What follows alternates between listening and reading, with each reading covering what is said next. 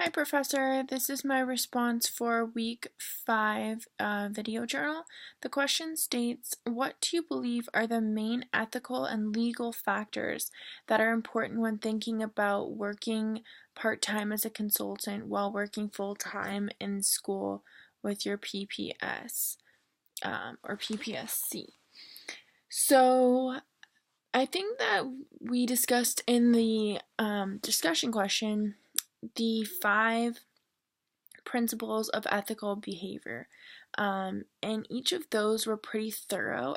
The first one, competence, mainly just speaks to not working beyond your competency level, because it could be detrimental to the student. And I think that goes for, I'm applying it to all factors in all positions I've ever held, not just a counselor. So would you want someone working in a capacity which they're not trained or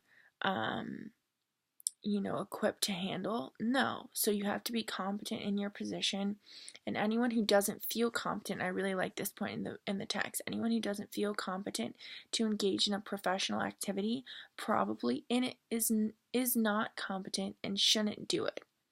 Instead, one should explain the situation to one's supervisor and try to help the school or district find other persons to accomplish tasks. So basically, if you're uncomfortable with performing a certain task or speaking with a certain student, anything of that nature, you need to understand, firstly recognize that, and then alert your supervisor. So I think competence is something really important.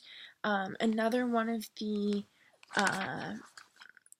principles that I really liked was the principle of social and moral responsibility. I think that's important, and I've heard this numerous times throughout my time at Brandman from all of my professors.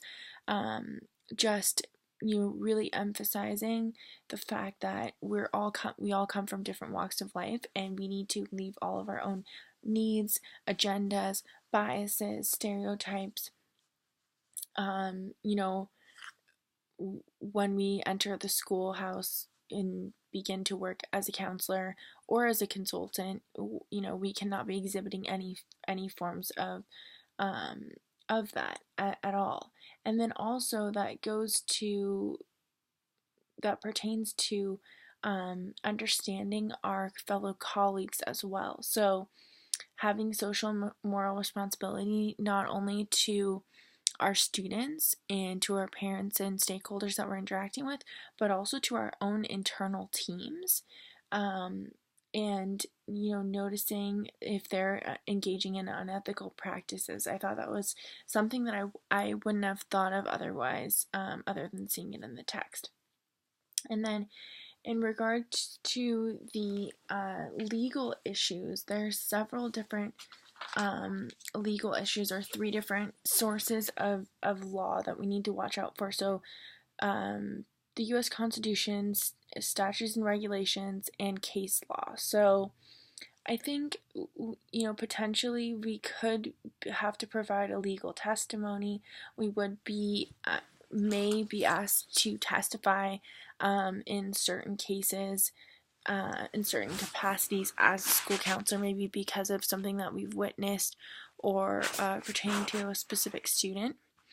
So I think it's just important to be very thorough in record keeping, and again, it goes back to competence, just being competent in what you do. And if you're performing, your job correctly, then if you have to, provide a testimony, there won't be any issues.